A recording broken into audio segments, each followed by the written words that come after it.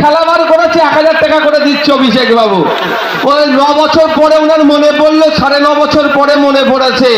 ওই 9.5 বছর পরে আইএসএফ এমন খেলা দিয়েছে, এখন মনে পড়ছে।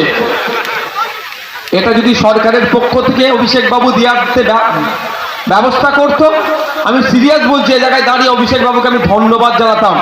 যদি এটা সরকারের পক্ষ থেকে দেওয়া হতো, সরকারের পক্ষ থেকে দেওয়া হলে কি লাভ হতো, এটা কন্টিনিউ চলতো, এটা বন্ধ হতো না।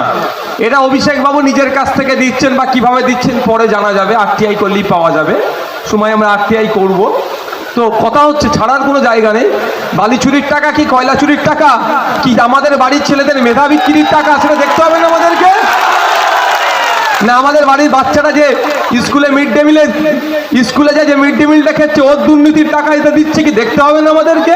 সেটা তো করবো আর সময় আরটিআই।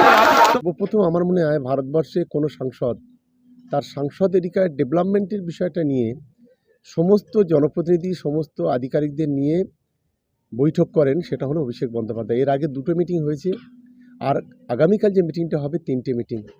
এই মিটিংয়ে গোটা ডায়মন্ড হারবার এলাকার সার্বিক যে উন্নয়ন, সে সমস্ত ক্ষেত্রে সেগুলো রিভিউ হবে। এটা আমরা অত্যন্ত আনন্দিত। এইভাবে যদি গোটা বাংলায় সমস্ত সাংসদরা করতেন, তাহলে বাংলার ডেভেলপমেন্টটা আরও অনেকটা মনে এগিয়ে যেত। অভিষেক বাবু কোথায় ছিলেন? তৃণমূলের 7টা এমপি সেখানে অনুপস্থিত ছিল, তো কতজন ভোট দেয়নি সে ডেটাটা তুললেও তো বোঝা যাবে। বাংলার মানুষ বুঝতে পেরে গিয়েছে। বরঞ্চ আজকে ডেটা বলছে তৃণমূলের যে অবস্থা, যে জায়গায় পৌঁছেছে, তৃণমূল বরঞ্চ ভোট কেটে বিজেপিকে সুবিধা করবে। আমার মনে হয় অভিষেক বাবুর কাজ হবে সত্যিকারের অর্থ যদি হয়, বা তৃণমূলের এই 2024 নির্বাচনে বিভিন্ন জায়গা থেকে তাদের কন্টেস্ট করা বন্ধ করতে বলুন, আমরা বিজেপির বিরুদ্ধে লড়াই করি, বিজেপিকে পরাস্ত করি, আমাদেরকে সুযোগ করে দিন। আপনি ডায়মন্ড হারবার থেকে নির্বাচনে লড়বেন, তারপরে দেখা যাচ্ছে অভিষেক বাবু অনেক বেশি ডায়মন্ড হারবার কেন্দ্রিক হয়ে যাচ্ছে। দেখুন ব্যাপারটা হচ্ছে অভিষেক বাবু পায়ের নিচে মাটি আছে কি না নাই বুঝতে পেরেছেন, সেই জন্য মাটি আঁকড়ে করার চেষ্টা করছেন অভিষেক। আমি এখন ডায়মন্ড হারবারে লড়বো বলে আমি বলেছি। এখন দেখুন অভিষেক বাবু এখানে আছে, যখন নমিনেশন করব দেখবেন বেডিং পত্র বাড়ি থেকে নিয়ে এসে ডায়মন্ড হারবারের লোকসভার মধ্যে যে 7টা বিধানসভা আছে, তো 7টা তো বাড়ি বানিয়ে সেখানে থাকতে হবে। তবে যাই করুক না কেন ডায়মন্ড হারবার লোকসভার মানুষ নিয়েছে, এই দুর্নীতিগ্রস্তদের হাত থেকে ডায়মন্ড হারবারকে মুক্তি দিতে হবে, এবং এই অনুন্নত করে রেখেছে মডেলের নামে যেভাবে শোষণ করে তার হাত থেকে মুক্তি দিতে হবে, সেজন্য এরা প্রস্তুত নিয়েছে। প্রথম সারা ভারতবর্ষে প্রতিবাদ করতে হয়, সেটা একমাত্র মমতা বন্দ্যোপাধ্যায় করেছেন। সেটা আপনারা জানেন যে যখন সিএ আইনটা পাশ হওয়ার পর সারা দেশ যখন চুপ, দেশের বিরোধী দলের নেতা নেত্রী মন্ত্রী সবাই যখন চুপ, একমাত্র মমতা বন্দ্যোপাধ্যায় বাংলা রাজপথে দাঁড়িয়ে, কলকাতা রাজপথে দাঁড়িয়ে এই সিএ আন্দোলনের প্রতিবাদ করেছিলেন। এবং তিনি এখনও পর্যন্ত গর্জন করে বলেন যে বাংলায় সিএ করতে গেলে আমার বুকের উপর দিয়ে রোলার চালাতে হবে।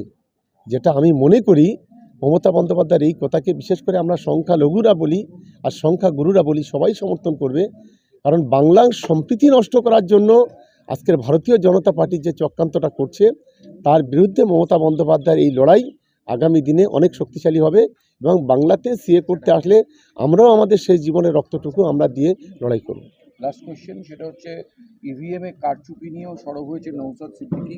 তিনি বলেছেন যে ভোটদানের দেখুন কতটা দায়ী আমি বলতে পারবো না, তবে মমতা ব্যানার্জি কোনো মতেই চাইবেন না আইএনডিআই শক্তিশালী হোক তথা বিজেপি কেন্দ্রে দুর্বল হোক, কোনো মতেই চাইবেন না। মমতা ব্যানার্জি সবসময় চাইবেন বিজেপি কেন্দ্রে শক্তিশালী থাকুক, কারণ বিজেপিকে শক্তিশালী দেখাতে পারলেই পশ্চিমবাংলার যে ভোটটা মমতা ব্যানার্জির দলের একটা পকেট ভোট হিসাবে করে রেখেছে ভোট ব্যাংক, তাদেরকে ভয় দেখে সেই ভোটটাকে সুরক্ষিত রাখতে পারবে।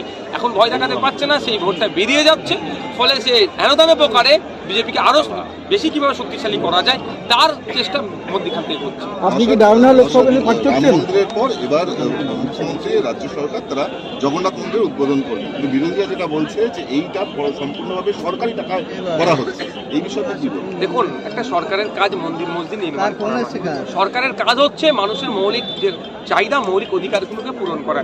মৌলিক অধিকারগুলোকে পূরণ করতে সরকার ব্যর্থ হয়েছে। যে প্রতিশ্রুতিগুলো দিয়েছিল সেই প্রতিশ্রুতিগুলো পূরণে ব্যর্থ হয়েছে।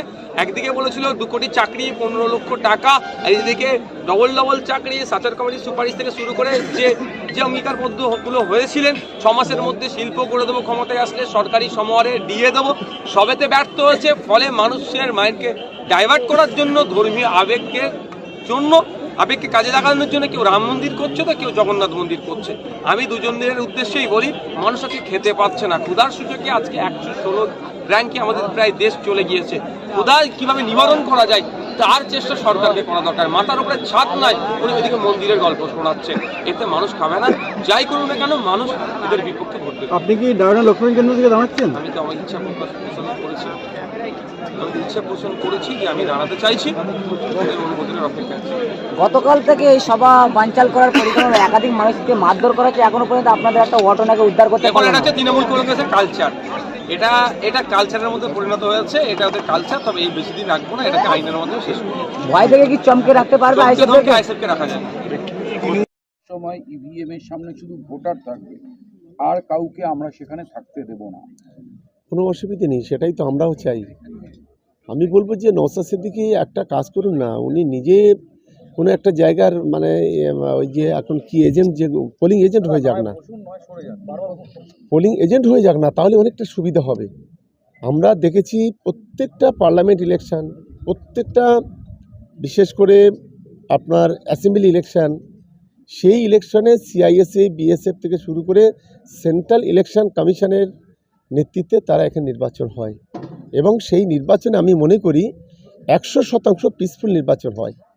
সেখানে দাঁড়িয়ে এই ধরনের কথার কোনো যৌক্তিকতা আছে বলে আমি মনে করি না। আসলে ভাঙড় থেকে ওনার পায়ের তলায় মাটি সরে গেছে, তাই উনি আজকে ডায়মন্ড হারবারে যাচ্ছে, সেটা ভাঙড়ের বিভিন্ন মিটিং মিছিল থেকে বারে বারে প্রমাণিত হয়েছে। ফলে এই ধরনের কথা বলে মানুষকে বিভ্রান্ত করা ছাড়া অন্য কিছু